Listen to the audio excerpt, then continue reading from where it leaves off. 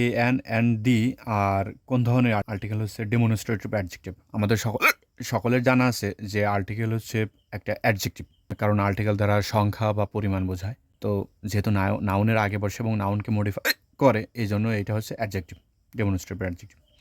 এ এবং এন এটা কোন ধরনের আর্টিকেল, ডিফিনাইট আর্টিকেল নাকি ইনডিফিনাইট আর্টিকেল? তো আমাদের জানা আছে যে এ এবং এন এগুলা হচ্ছে আপনার ইনডিফিনাইট আর্টিকেল, মানে এই দুইটা হচ্ছে ইনডিফিনাইট, আর দা হচ্ছে ডিফিনাইট আর্টিকেল।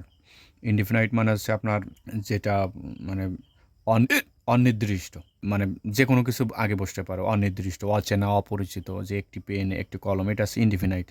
আর ডিফিনাইট বা স্পেসিফিক বলতে বোঝায় যে নির্দিষ্ট, বা যেটা আমি জানি বা যেটা আমার মানে আমি পরিচিত আগে থেকে, সেই ক্ষেত্রে আপনার দা হবে। তো এটা হবে আপনার, এটা হবে ইনডিফিনাইট আর্টিকেল। আর is the article the is used কোন ক্ষেত্রে বসে? স্পেসিফিক। এইটা হবে বন্ধু, to make something specific. General হবে না, এটা মিনিং অনুসারে হবে না। This to make a thing real, এটা হবে না, এটা হবে টু মেক সামথিং স্পেসিফিক। এগুলো খুবই ইজি, এজন্য আমি খুব বেশি ব্যাখ্যা দিচ্ছি না। যদি আপনাদের বুঝতে কোনোটা কঠিন হয় তাহলে আপনি অবশ্যই কমেন্ট করবেন, আমি সেটা বিস্তারিত আপনাকে কমেন্টে লিখব। Article is use based on, কিসের উপর ভিত্তি করে আর্টিকেল ব্যবহার করা হয়? অথবা article is use based on, depending on, কিসের উপরে ভিত্তি করে আর্টিকেল ব্যবহার করা হয়? এটা স্পেলিং, সাউন্ড, প্রোনাউন্সিয়েশন, মিনিং। তো আমাদের সকলে জানা আছে যে সাউন্ড বা প্রোনাউন্সিয়েশন এই দুইটার যে কোনো একটা দাগাবে শিক্ষার্থীরা। তো এই যদি সাউন্ড এবং প্রোনাউন্সিয়েশন থাকে, তা উচ্চারণের উপরে ভিত্তি করে আর্টিকেল হবে। যেমন আপনার অনেক ক্ষেত্রে মনে হতে পারে যে সাউন্ড হয়, কিন্তু অনেক ক্ষেত্রে অ হয়, যেমন আওয়ার। তো এটা কিন্তু উচ্চারণ, এটা এইসের সাউন্ড স্বাভাবিকভাবে হ হয়, কিন্তু এখানে হ হচ্ছে না, এখানে আপনার উচ্চারণটা হচ্ছে, সেজন্য সাউন্ড হবে না, প্রোনাউন্সিয়েশন হবে। আমি আবারও বলার চেষ্টা করি। আর্টিকেল কিসের উপরে ভিত্তি করে ব্যবহার করা হয়? সেটা হচ্ছে উচ্চারণ, প্রোনাউন্সিয়েশনের উপরে ভিত্তি করে ব্যবহার করা হয়। যদি প্রোনাউন্সিয়েশন অপশানে না থাকে, তখন আপনি সাউন্ড দেবেন। মানে উত্তর 1 নাম্বার হচ্ছে প্রোনাউন্সিয়েশন, আর প্রোনাউন্সিয়েশন যদি অপশানে না থাকে তখন আপনি সাউন্ড দেবেন। কেমন? আচ্ছা, Nasim is a university student. তো যখনই আপনি ইউ এই রকম দেখবেন যে দুইটা স্বরবর্ণ আছে, দুইটা স্বরবর্ণ ইউ উচ্চারণে ইউ আসতেছে, তখন আপনি এ দিবেন সাধারণত, আপনি জানেন। তো এই যে Nasim is a university student, এইখানে কি হবে বন্ধুরা? এ হবে। She is now a student of dash ইউনিভার্সিটির আগে কি হবে বন্ধুরা? এ হবে। কারণ এটা দেখায় বন্ধুরা, she is now a student of university. তো ইউনিভার্সিটির আগে এ হবে, কারণ ইউ যদি ইউ এর মতন উচ্চারণ হয় তার আগে এ বসে, এটা আমরা সকলের জানি, এটা আমাদের জানার কথা। তো দেখেন, ইংল্যান্ড ড্যাশ ইউরোপিয়ান কান্ট্রি, আবার ইউ হচ্ছে ইউরোপিয়ান কান্ট্রি, সেই জন্য এখানে কী হবে? এ হবে। তাহলে এটা এ হবে। আচ্ছা, আমরা তাহলে অপর পৃষ্ঠা দেখি। Dash needle is a useful thing. Needle মানে সুই, সুস। তো এটা তো গোনা যায়, কাউন্টেবল নাউনের আগে এ অথবা অ্যান বসে। তো নিডেল, এটা যেহেতু consonant sound, A E I O U, এইগুলোর আগে অ্যান বসে, এটা আপনারা সকলে জানা আমাদের।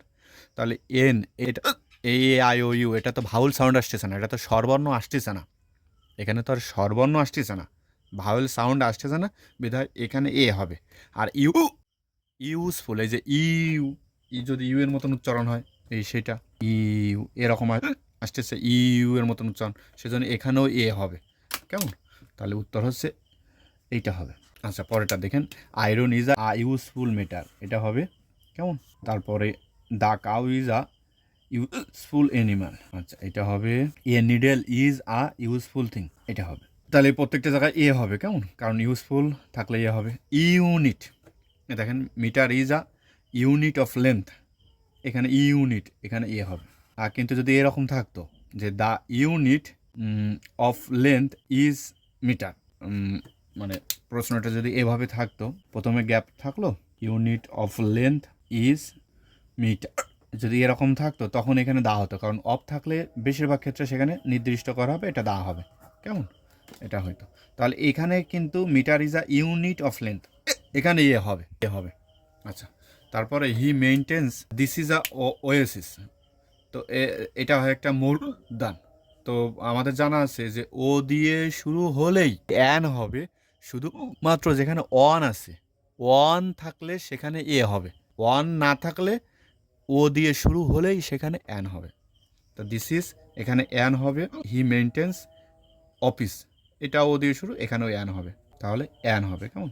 দেখুন এটা আই স ড্যাশ অন, এই যে ও দিয়ে শুরু হচ্ছে এবং অন রয়েছে, তো অন থাকলেই এ হবে। I saw A on eyed man, আমি একটা এক চক্ষুওয়ালা লোক দেখেছিলাম, when I was walking on the road, যখন আমি রাস্তা দিয়ে হাঁটতেছি।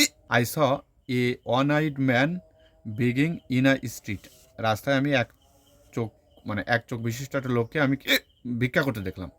I saw an on eyed man, আমি একটি এক চক্ষু লোক দেখেছিলাম। গিভ মি এ অন টাকা নোট, এখানেও ইয়ে হবে, এটা খুবই গুরুত্বপূর্ণ। কেমন? আপনার ভিডিওটা যদি ভালো লেগে থাকে, আসলে আমি কেমন যেন একটু অস্বস্তি মনে হচ্ছে আমার প্রথম ভিডিওতে, আপনারা প্লিজ লাইক, কমেন্ট, শেয়ার এবং ফলো, সাবস্ক্রাইব করবেন।